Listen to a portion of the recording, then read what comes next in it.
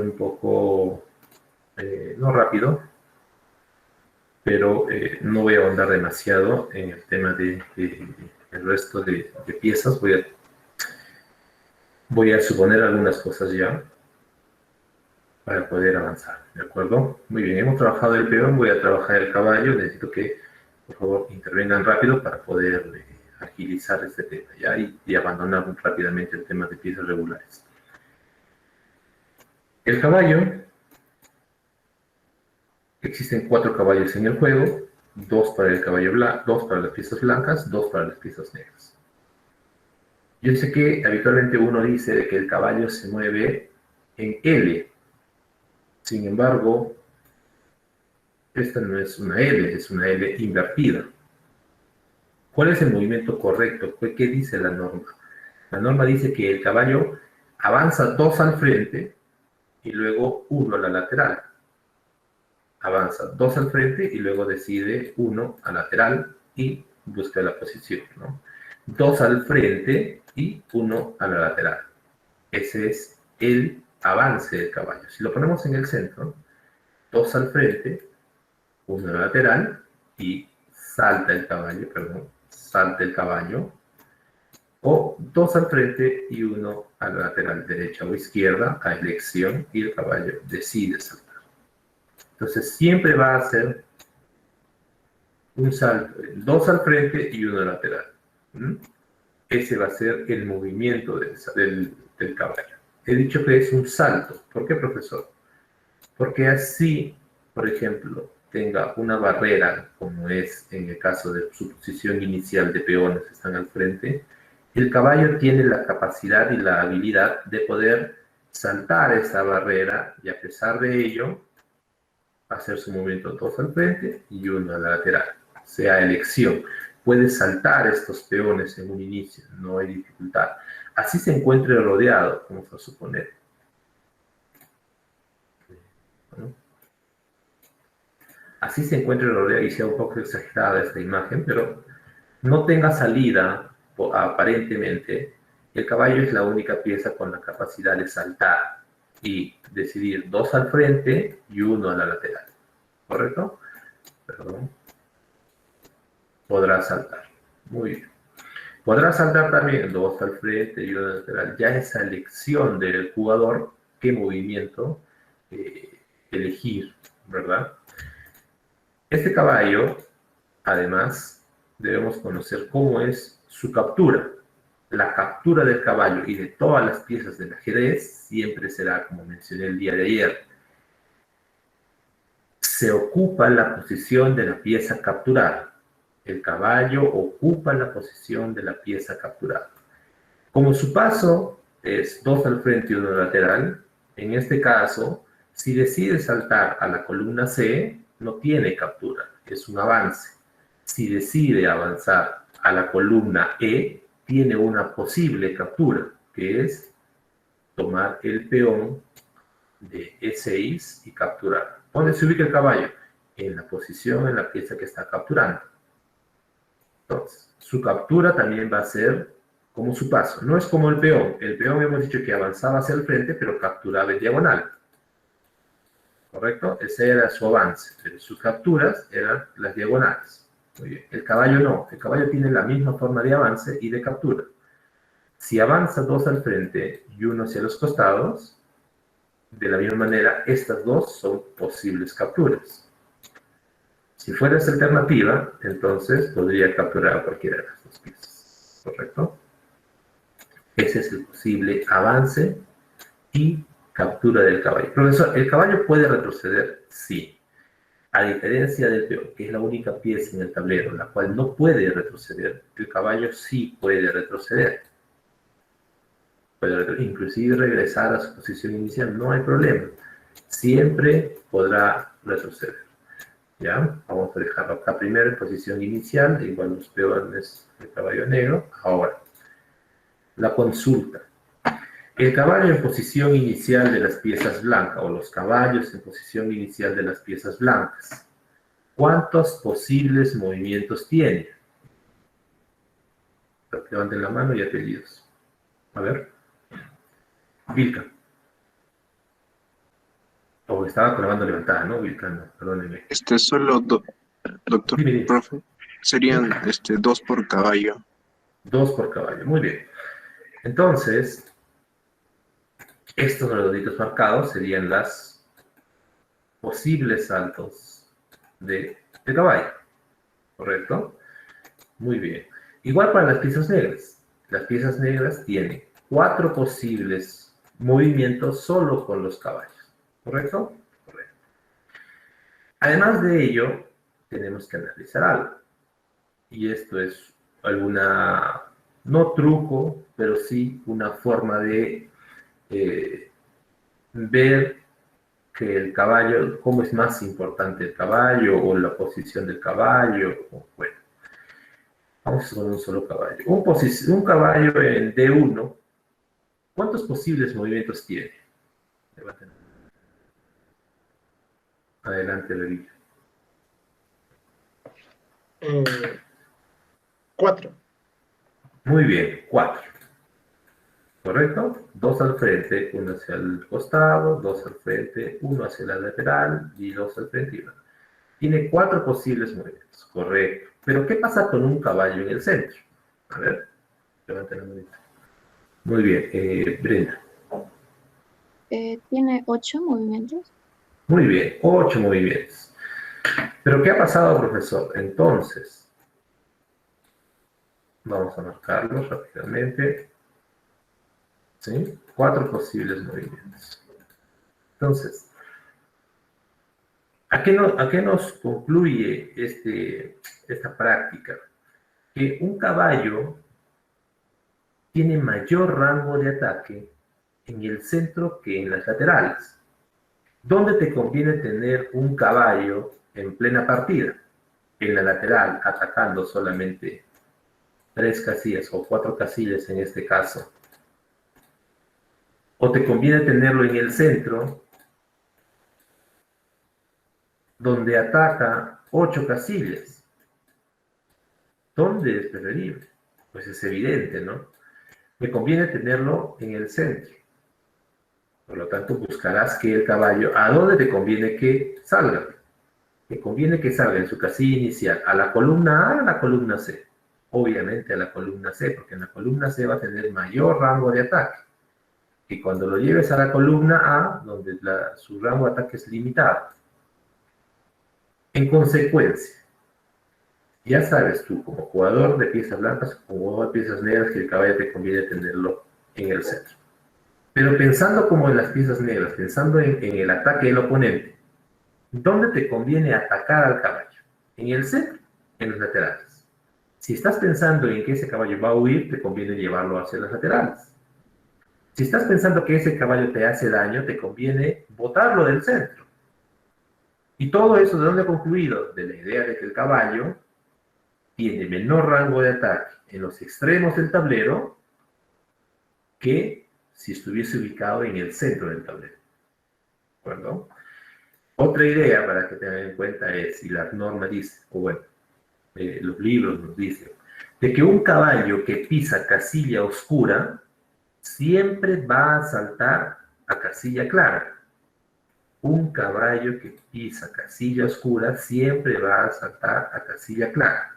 Por eso es que es fácil saber hacia dónde va a ir. No necesito decir, avanza en L y empiezo a calcular. No. Con esta idea es mucho más sencillo. Siempre a casilla clara. Está pisando casilla oscura. Si pisase casilla clara, siempre va a saltar a casilla oscura. No necesito estar evaluando ya. Si fuéramos niñitos de 3, 4, bueno, todavía te enseño, ¿no? Mira, tiene que ser 1, 2 y vamos para acá. No, 1, 2 y vamos para acá. Puede ser 1, 2, vamos para acá. No, pero ya no estamos. Ya puedes analizar el hecho de que simplemente, si es 2 al frente de un lateral y si pisa casilla blanca o casilla clara, entonces saltará siempre a casilla oscura. Sencillo. ¿De acuerdo? Muy bien. Este es el caballo.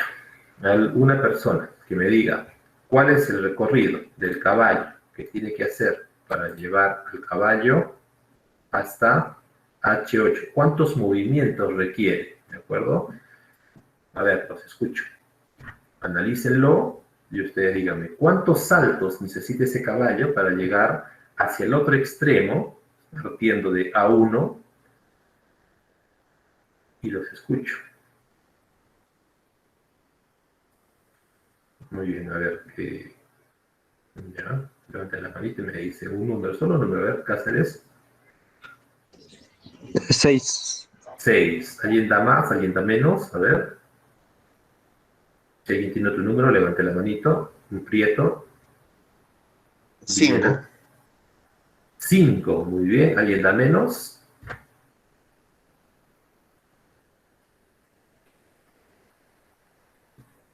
Ya. Muy bien. En realidad, en la primera casilla solamente hay dos posibles decisiones, ¿no? No hay mucho más. Partiendo de acá, cualquiera de esas dos posibles soluciones. La idea es siempre acercarse, ¿no? En cualquiera de las dos formas, va a ser más seguro ir al centro. Estamos haciendo dos posibles niveles del caballo. ¿De acuerdo? Van 3. Y ahora, a ver, Villena, ¿cómo lo soluciona? Lo escucho. Porque ahora está el dilema, ¿no? Saltar en este caso, a G7 no es la solución porque no llega. A ver, Salas. El caballo de E6 saltaría a G5, luego a F7 y de ahí a H8. Muy bien. Pero ahora tenemos 1, 2, 3, 4, 5, 6 saltos. En realidad está muy bien. 5 saltos. Ahora, hay otra forma de resolverlo, ¿no? De atrás hacia adelante. Aquí sería uno fijo, 2.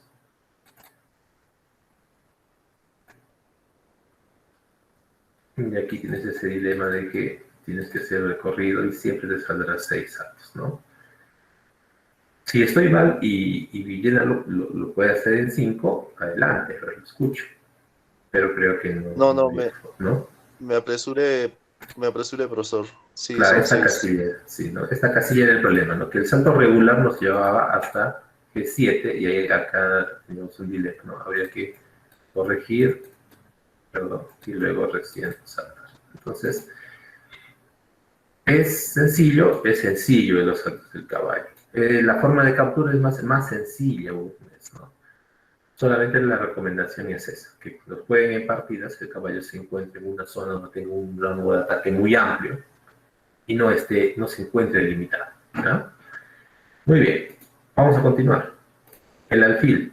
Los alfiles, al igual que los caballos, se encuentran 4 en la partida. Esa es su casilla inicial, la que ven imágenes. El alfil no posee la capacidad del caballo, como el resto de piezas también el caballo es el único que puede saltar. El alfil no puede saltar. Si encuentra una pieza adelante, se encuentra bloqueada.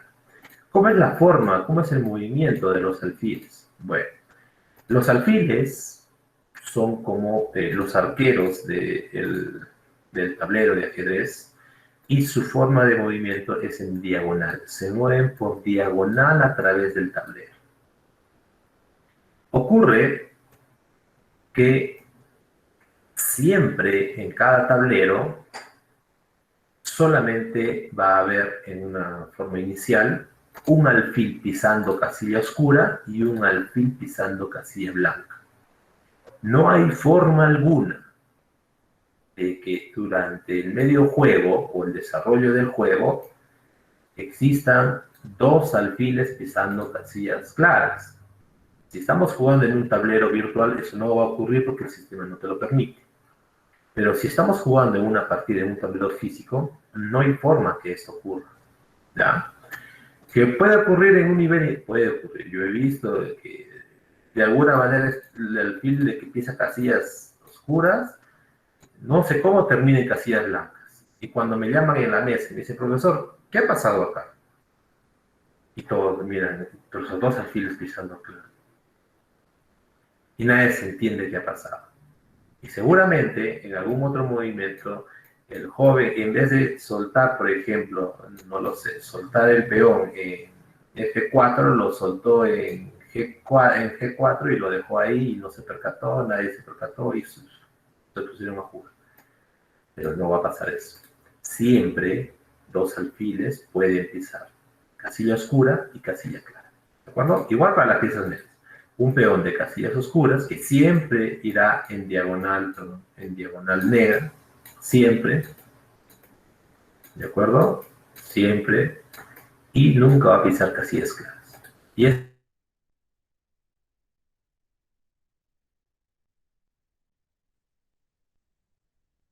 un alfil en su casilla inicial, pensando que no hay posibilidades, de que no hay otros casillas, no hay otros, perdón, piezas, es la única pieza.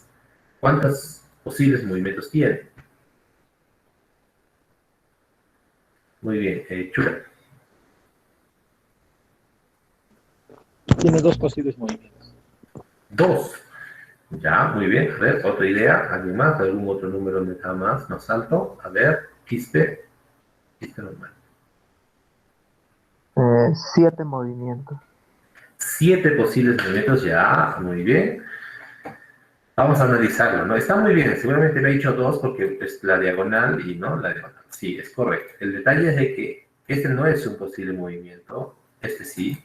Sino hay que analizar que puede soltarse en C2, puede soltarse en D3, puede soltarse en C4, puede soltarse en F5, puede soltarse en G6 y puede soltarse además en H7. Por lo tanto, ¿cuántos posibles movimientos tiene? Tiene 1, 2, 3, 4, 5, 6 y 7. ¿De acuerdo? Y si lo llevamos al centro, entonces,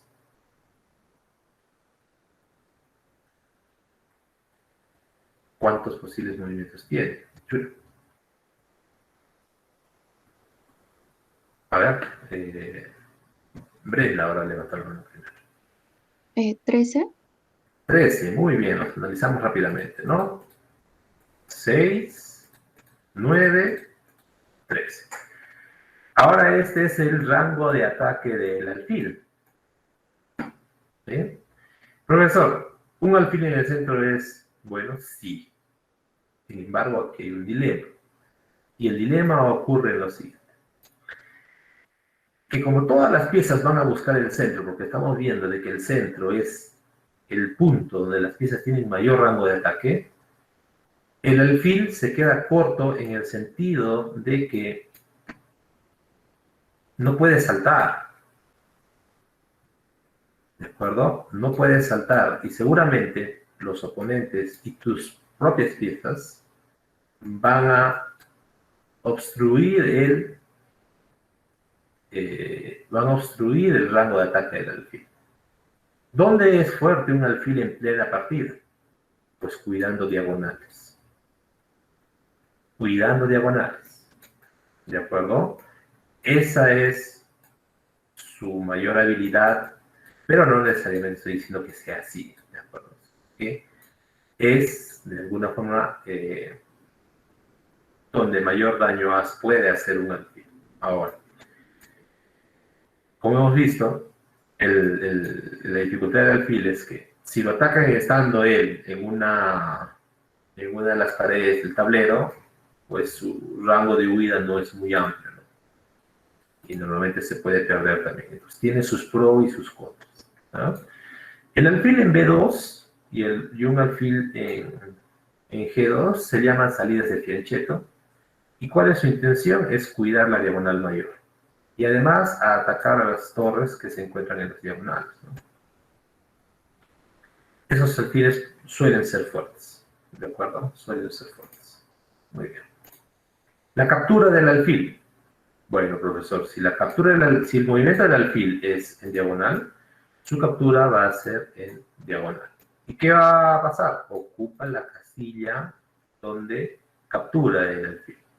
¿Sí? Vamos a hacer un pequeño ejemplo al respecto de la captura.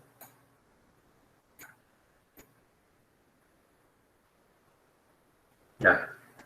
¿Cuántos posibles movimientos necesita el alfil para capturar esas 4 piezas? El que da menos, el que da más. A ver, levanten la mano.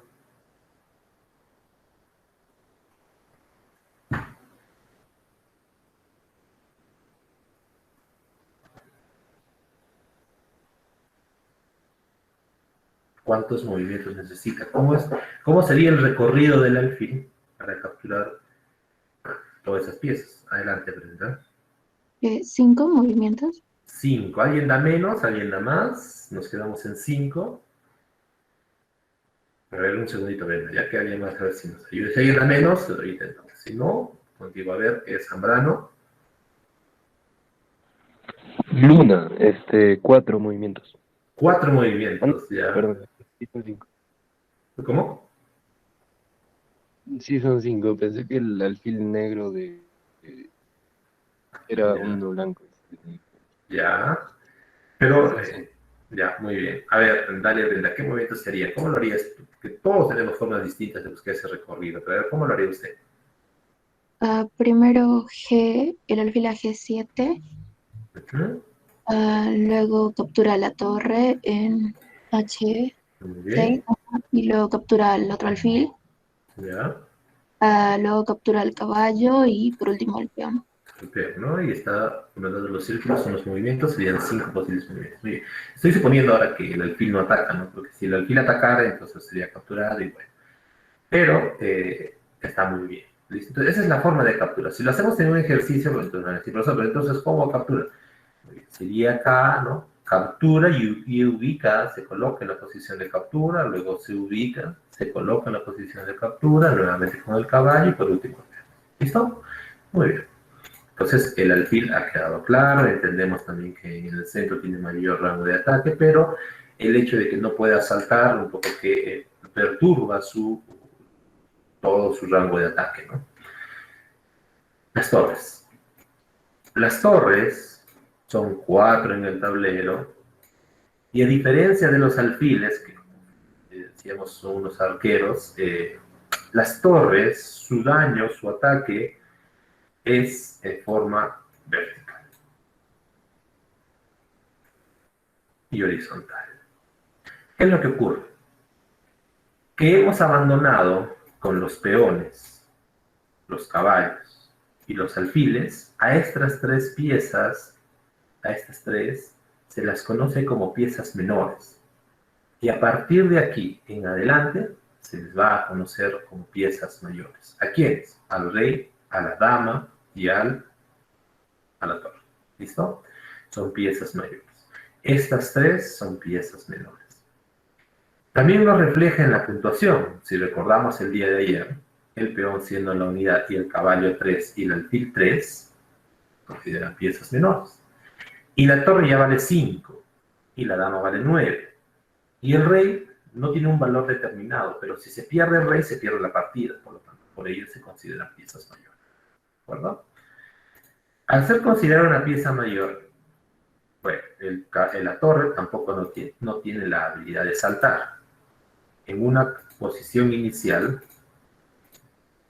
la torre se encuentra bloqueada por sus mismas piezas, por lo tanto no puede salir hacia abajo. Otra razón por la cual se considera una pieza mayor. Esta torre, o las 4 torres, se encuentran bloqueadas, no pueden salir, tienen que buscar una salida, un posible movimiento. ¿Y cuándo empiezan a salir? A partir del medio juego, luego ya lo veremos. Pero la torre tiene un movimiento, hemos dicho, en vertical y en horizontal. Siempre se moverá de esa forma. A diferencia de los alfiles, las torres sí pueden estar 2 en una casilla oscura. No hay problema. Pueden estar en una casilla clara. Pueden también estar en diagonal, pueden estar juntas, pueden retroceder, pero siempre su movimiento en vertical y en horizontal. Siempre. Muy bien. La forma de captura es la misma. Ubicándose en la casilla de la pieza capturada. ¿De acuerdo? Si no existiera otras piezas, si solo estuviera la torre en esa diagonal, ¿cuántos posibles movimientos tiene? Adelante, Zambrano.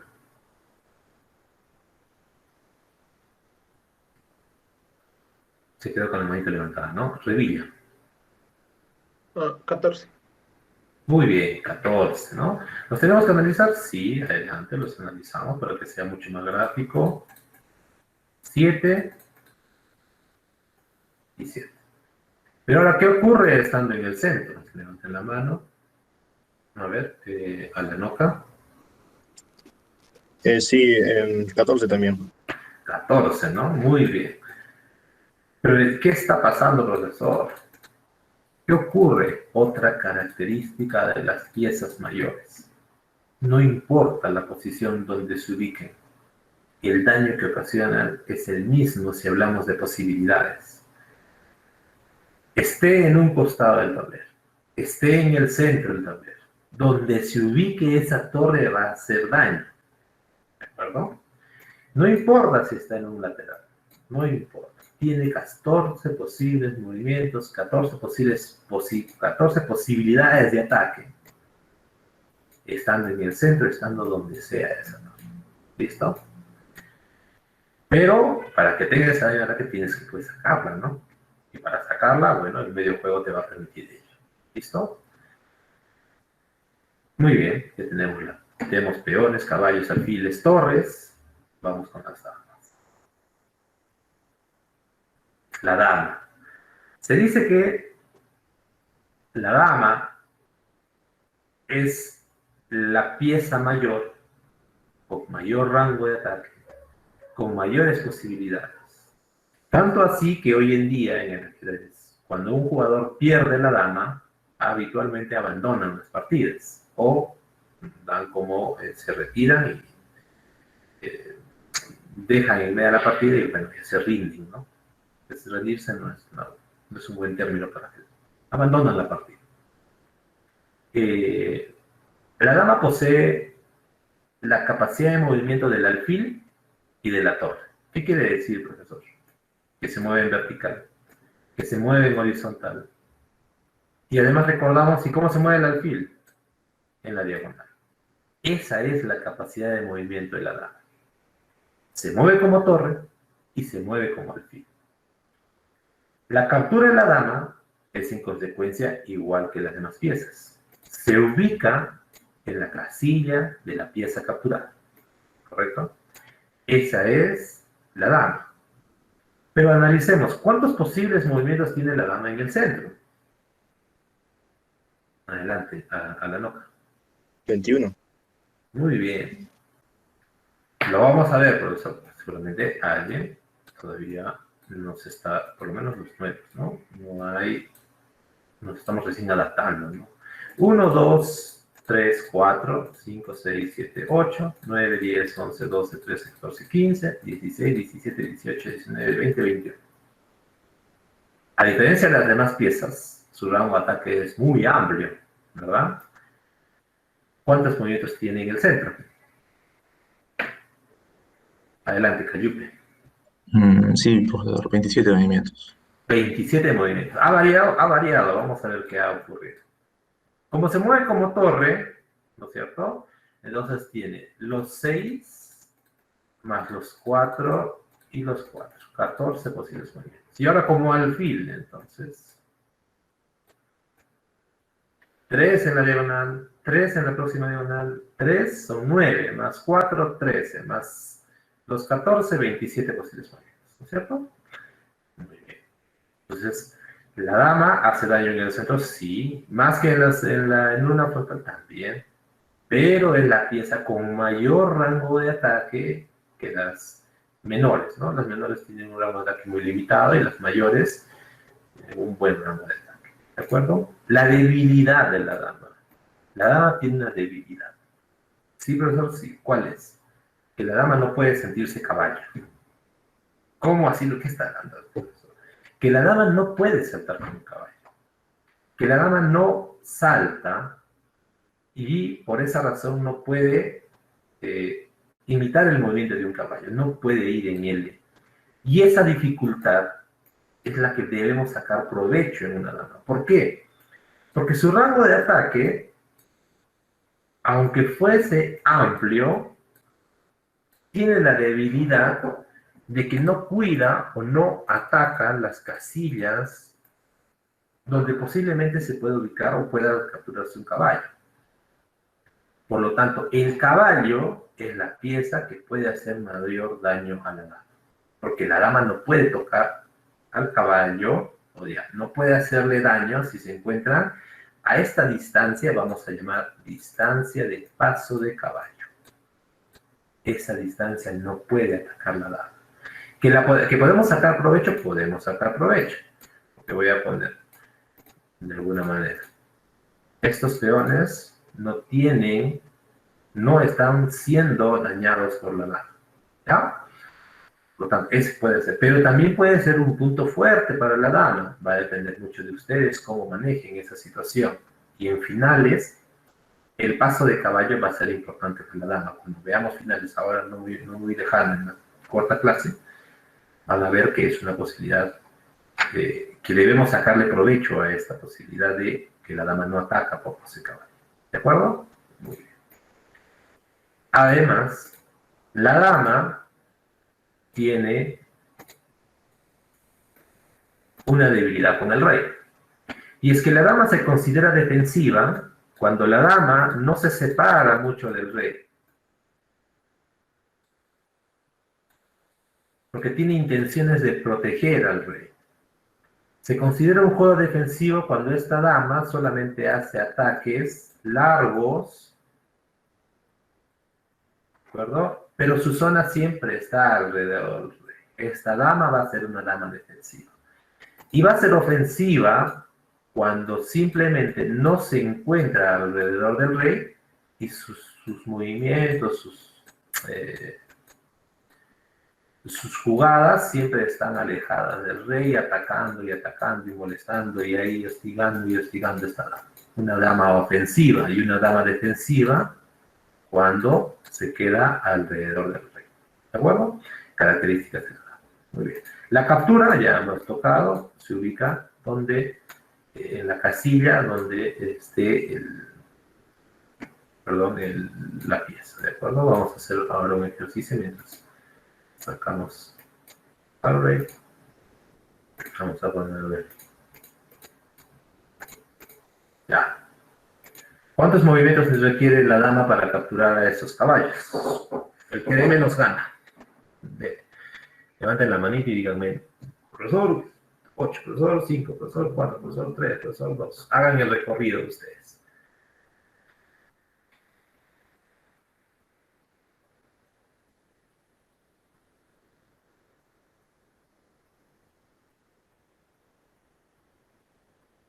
A ver, revilla.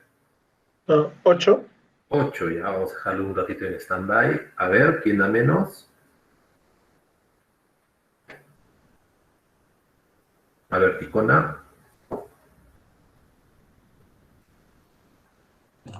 8, profesor. 8 también, ya. A ver, ¿alguien da menos? Nadie da menos. Tenemos 7 caballos, que quiere decir que están perdiendo un movimiento por ahí.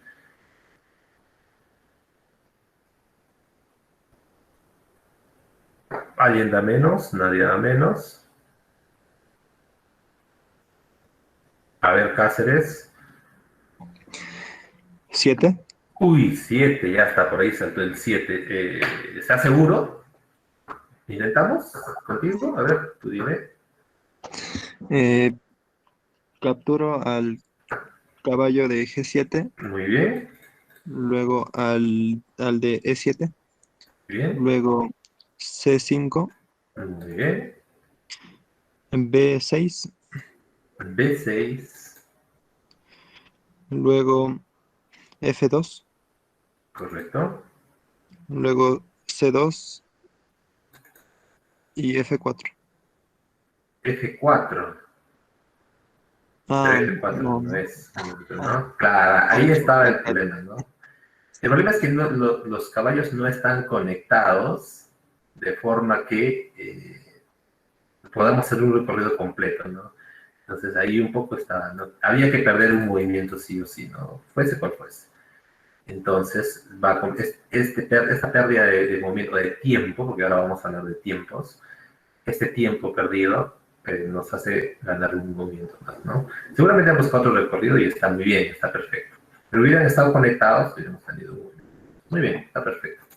Lo que estoy buscando es, primero, que esos movimientos, seguramente muchos lo están haciendo de manera solamente observando, ¿no? Muchos se están apoyando en las flechas y está perfecto apoyarse en las flechas. Te ayuda, pero muchos lo están haciendo seguramente observando y eso es lo que me interesa, ¿no? La capacidad de concentración, porque mientras seguramente has hecho este ejercicio, no te has concentrado en otra cosa más que en eso. Y eso es, a fuerza lo estoy logrando, ¿no? No, mentira, jugando lo estoy haciendo. Muy bien, jóvenes. Ahora sí, vamos a hablar de la última pieza mayor. El rey. El rey es la pieza por la cual el juego tiene sentido. El rey, además, es la pieza que si se logra capturar, entre comillas, vamos a poner, capturar, la partida se pierde. Por ello, un rey tiene un movimiento limitado. No por ello significa que sea una pieza menor, al contrario. Sus movimientos son de uno en uno como el peón, pero se puede mover a todas sus posibles laterales. Además de ello, puede retroceder, puede avanzar a discreción donde él desee, siempre de uno. Profesor, puede atacar a cualquier pieza que esté alrededor suyo. Vamos a suponer que no atacan esos peones. Puede capturar a cualquiera que él desee, siempre y cuando, ya lo veremos después ya, pero puede atacar a cualquier pieza. Atacar, intención de hacer daño, atacar, ¿ya?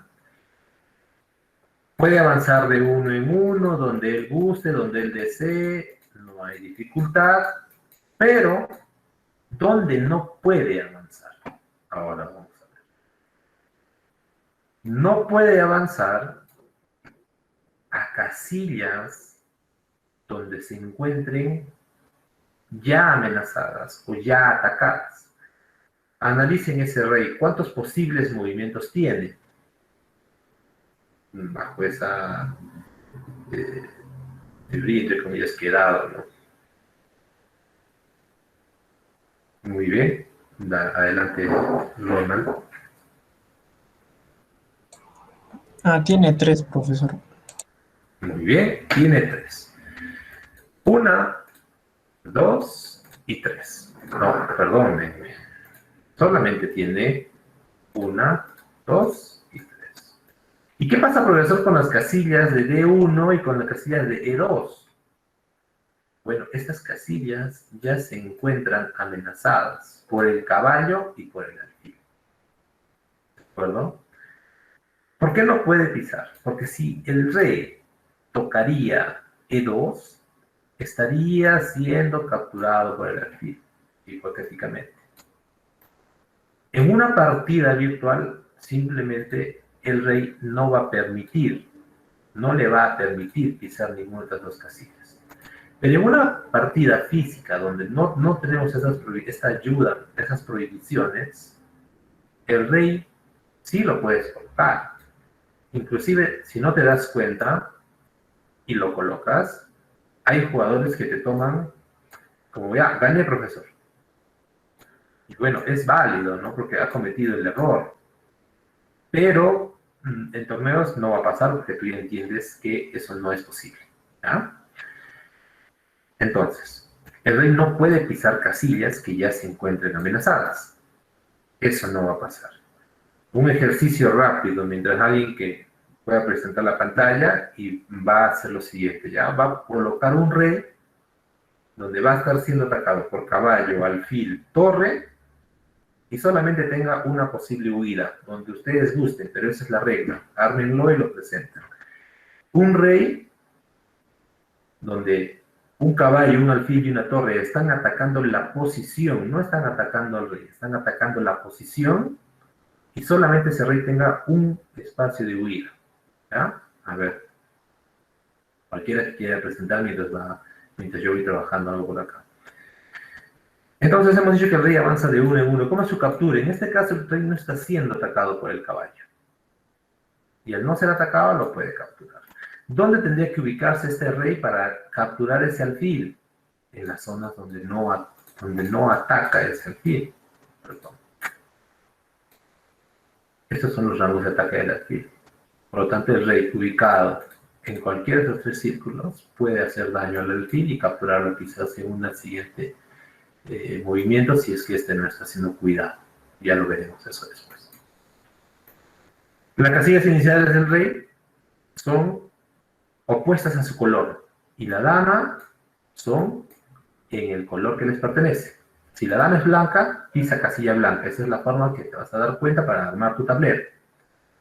Si la dama es negra, pisa casilla negra. Y el rey siempre va a estar al lado de la dama. Siempre. ¿No? Ya conocemos los movimientos. Ya conocemos la posición donde se ubican cada una de las piezas. Y ahora queda una consulta en el aire, en consecuencia de lo aprendido. Y es que, si tomamos como jugadores de piezas blancas, ¿cuántos posibles movimientos tenemos al inicio de una partida? Ya sabes todos los posibles movimientos de los peones, de los reyes, de todo ya sabes. Pero analízalo y piensa y dime tú, ¿cuántos posibles movimientos tiene el jugador de piezas blancas en su casilla inicial? A ver, números lancen. A ver, el primero levantado, Brenda, está como primero ahí en la lista. 20. 20. A ver, ¿alguien da más? Brenda. Ya, a ver. Chura. 20 también. 20, ya. Como todos han compartido 20, vamos a analizarlo rápidamente. Tenemos los 16 de los peones, que el día de ayer hemos conversado. Los 8 peones pueden avanzar 1 o 2, 16. Y tenemos 4 de los caballos. 16 más 4, 20. Muy bien, profesor. Hasta el momento, muy bien. Vamos a hacer un movimiento de las piezas blancas. Muy bien. Y ahora, ¿cuántos posibles movimientos tiene el jugador de piezas blancas en su siguiente turno? A ver, está con la mano Quispe, Yesenia Quispe. O se quedó con la manita levantada.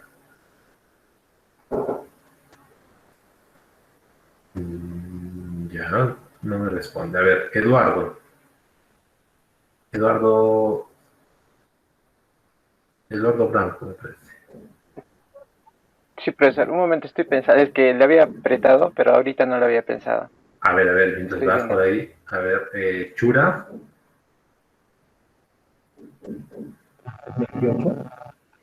28, ya, a ver, está muy bien, a ver quién da más. Brenda. 29. 29, ¿alguien da un poquito más? A ver, César Ángel.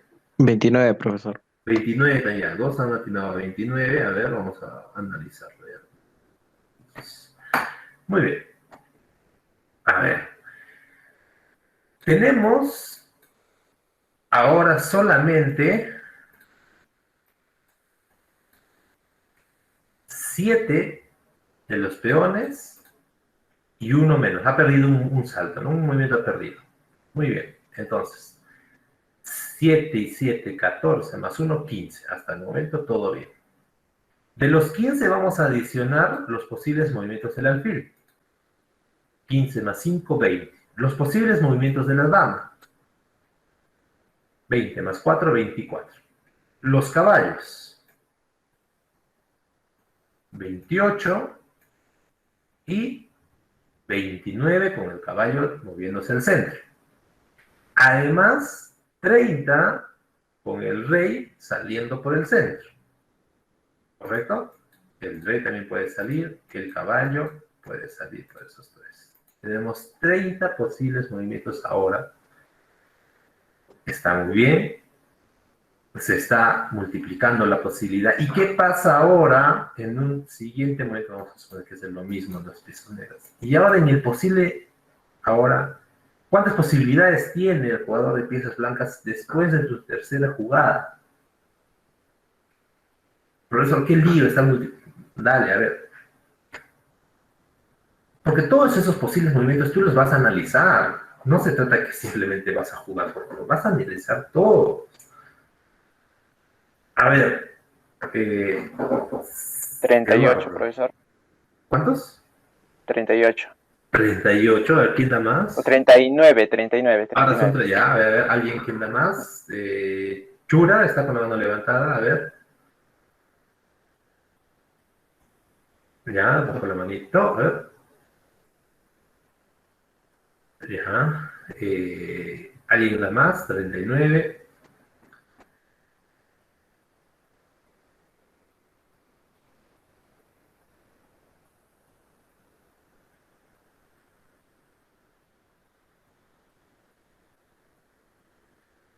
Sí, nos quedamos en 39, ¿alguien da más? Me parece esto una subasta, ¿no? ¿Quién da más? ¿Quién da menos? Pero es la forma como vamos a trabajar. Parece que 39, a ver, nadie se anima. Vamos a analizarlo. Teníamos 30, ¿verdad? Muy bien. De los 30, se pierden un posible movimiento por la salida del peón, porque ahora solo va a avanzar uno. Entonces tenemos 31. Perdón, 30 menos 2, 28, más 1, 29. Tenemos además los 5, ¿correcto? Tenemos entonces 34. Tenemos el adicional del caballo, 35. Tenemos la salida de la dama, 36. Tenemos que eliminar los movimientos del alfil. 36 menos 4, 32. ¿Qué más tenemos, profesor? Un movimiento del rey, 33. Ya, creo que es todo. O me estoy equivocando. Si me estoy equivocando, corríjame, adelante. 33.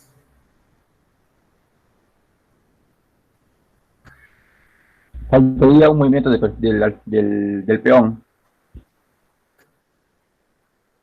¿Correcto? 33, pero como lo sumé, hasta aquí eran 30, menos 2, suponiendo que ahora ya nos salta 2, serían 30, 28, y con un movimiento de acá, 29, ya estaba ya sumado.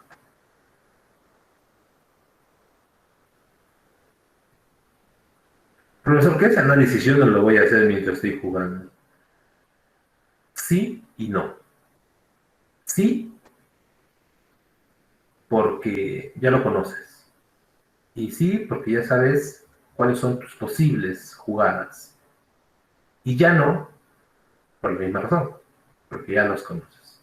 Y también no, porque seguramente te vas a concentrar en las leyes de la apertura, que ya las veremos en adelante. ¿Ya? A lo que quiero llegar con este ejercicio es lo siguiente.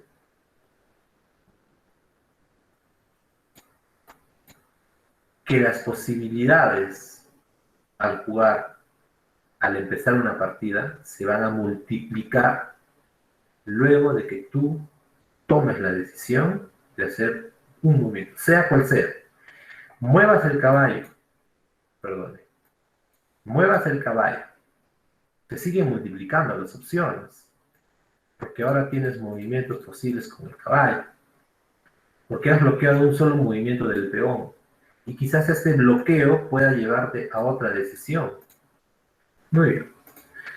Hemos dicho de que los peones en su casilla, ¿y cuál es la casilla inicial, profesor? Segunda para las blancas, séptima para las negras, correcto. Que en su casilla inicial, las piezas blancas poseen un doble salto. ¿Sí? Esto hemos trabajado. Pero también cuando te hablé al respecto, te dije de que este salto era un implemento adicional al movimiento del peón para que sea más fluido el ataque, para iniciar un ataque mucho más rápido, ¿no? Esa es la intención por la cual se aplica. Pero este movimiento trae consigo consecuencias.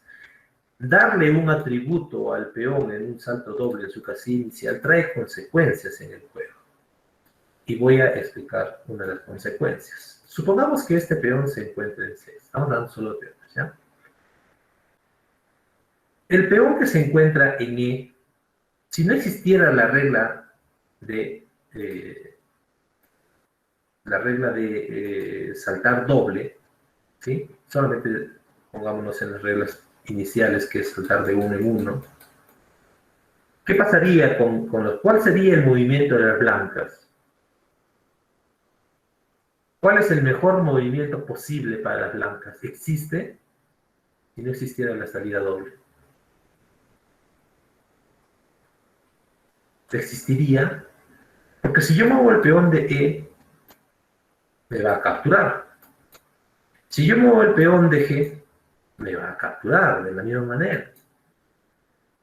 Entonces, es un movimiento obligado, lleva como términos Suswan, lo explicaré después, pero obligado de que nos van a capturar, ¿no? No tenemos de otro. Pero como existe la regla de el salto doble en su casilla inicial, entonces tú dices, ahora salto doble y ahora sí no me puede atacar, ¿verdad? Por lo tanto, ahí nace el error y aquí nace el por qué el paso doble tiene, o por qué el paso doble tiene, por qué se crea el paso doble en respuesta a la salida. Y aquí está el error, es mejor que yo te enseñe el por qué a que simplemente te enseñe la regla, ¿verdad? Entonces, es por esa razón. Entonces, cuando el peón saltaba simplemente y no existía el paso doble, se liberaba de esta posición, y ahora como le tocan a piezas negras, ahora está en problemas las piezas negras porque tiene que avanzar, no le queda de otra, es el único movimiento que tiene. Y tras avanzar, perdieron el peón, y de una situación que se veía favorable, la regla de saltar un paso doble al inicio se convierte en desfavorable para las piezas negras. Y en esta posición, ¿quién tiene la ventaja? Es como, por ejemplo, en otra disciplina, hablemos a ver del fútbol. A ver. En el fútbol ocurre algo parecido, ¿no? Cuando un jugador está atacando, está yendo al ataque, se encuentra solo, ¿quién tiene el mérito? El defensor que está en su posición, el atacante que está yendo desde su cancha hacia la del oponente. ¿Quién obtiene el mérito? Pues obviamente el atacante, ¿no? Porque ha hecho un recorrido y está llegando a una situación de ataque solo frente a un defensa, y es por eso que nace la regla del último hombre, ¿no? Que cuando llega este último señor y es atacado, y comete una falta el defensor, se le va a dar tarjeta roja, ¿sí? Como sanción. ¿Por qué? Porque es el último hombre y está bloqueando una jugada muy fuerte de gol o de marcar o de anotar, ¿no? Ahora se da la misma situación. Este peón ha avanzado, ha llegado a una posición de ataque, está cuidando casillas importantes en tercera. Y la regla de salida doble está generando de que todo su avance se vea perjudicado y pierda la posición. Hay que compensar ello, ¿verdad? Por lo tanto, nace la regla del paso doble. El peón al paso. ¿Qué es el peón al paso, entonces, profesor? El peón al paso da la posibilidad al jugador de piezas negras de capturar al peón. ¿Por qué? Porque no considera que este paso sea regular. En este sentido, si el peón de piezas negras se encuentra en cuarta y el peón de piezas blancas sale haciendo uso de su paso doble, de su salto doble, ¿sí? Entonces el peón negro tiene la posibilidad de capturar, a pesar que se encuentre en su lateral, a pesar que no sea una captura regular, por eso es un movimiento especial. Y es en este momento en el que el peón hace una captura al paso y se lleva a ese peón. Profesor, ¿qué ha hecho? ¿Qué ha pasado? ¿Y es en respuesta a qué? Al error, a que este peón solo podría avanzar 1 si esa regla se respetara. Entonces, al avanzar 2, ahora sí el peón negro puede capturarlo y se da la captura al paso. Restricciones y reglas. Porque tiene que haber sus restricciones y sus reglas para este tema, ¿no? La primera restricción es que solamente se puede dar la captura al paso, favorable para las negras, cuando el peón blanco haga uso de su salto doble, primero. En consecuencia de hacer su uso del salto doble, es que el peón negro se encuentre en cuarta, siempre, siempre se va a dar en cuarta, ¿de acuerdo? Y por último, que la captura debe darse luego de que el peón blanco juegue. Se da la captura al paso. Si el peón blanco juega, ya por B tenemos otro peón, y este peón queremos avanzarlo, y luego el peón blanco avanza, y ahora me conviene, y ahora quiero hacer peón al paso, ya no se puede. ¿Por qué, profesor? Porque tiene que darse seguidamente, tiene que darse luego de que el peón blanco haga el movimiento. O sea, tiene que ser inmediato. No puedes pensar hacer otro movimiento luego. Si quieres dar la captura del paso, tiene que darse ahora. ¿Listo? Es como que ustedes se imaginen que este peón no pueda saltar y tenga que colocarse. Pues ahora sí, no se da. ¿Listo? ¿Ha quedado claro la captura del paso? ¿Cómo se da en el caso opuesto? Muy bien. Para ello, un voluntario, si no hay voluntario, llamo a alguien para que lo explique cómo sería en el lado opuesto, porque debo suponer que no hay preguntas, ¿no? A ver, voluntario, muy bien. Salas, muéstranos tu pantalla. Profesor, tengo una consulta. A ver, adelante, pensé que ya. Si el peón avanza de 1 en 1, tampoco se puede. Primero el peón va a E3, luego a E4. No se puede el peón al paso, si es que el negro no lo come, ¿no? Al principio. Claro, a ver, vamos a suponer que ese peón está acá, ¿ya? A ver, juegan blancas, hacen este movimiento, juegan negras, hacen este movimiento. Y luego blancas deciden avanzar. Profesor, ¿se puede dar una captura del paso en esta situación? No. Primero, ¿por qué no, profesor? Porque el peón no está haciendo uso de su salto doble. Está avanzando de tercera a cuarta. Es un movimiento regular. Esa no está yendo en contra de las reglas iniciales del ajedrez. No está tomando uso de ese salto inicial, el cual permitía generar un juego mucho más atractivo a la vista, ¿no?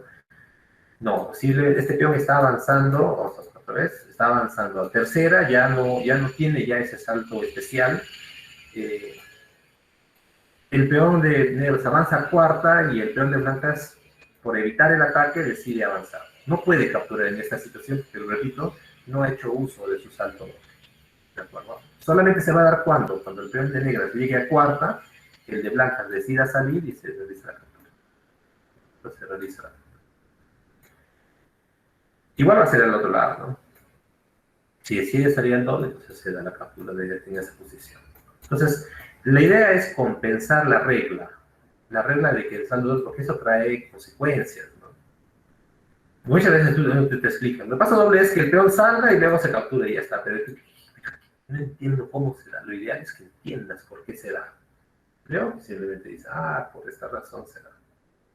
Ya no tienes que, ya está interiorizado.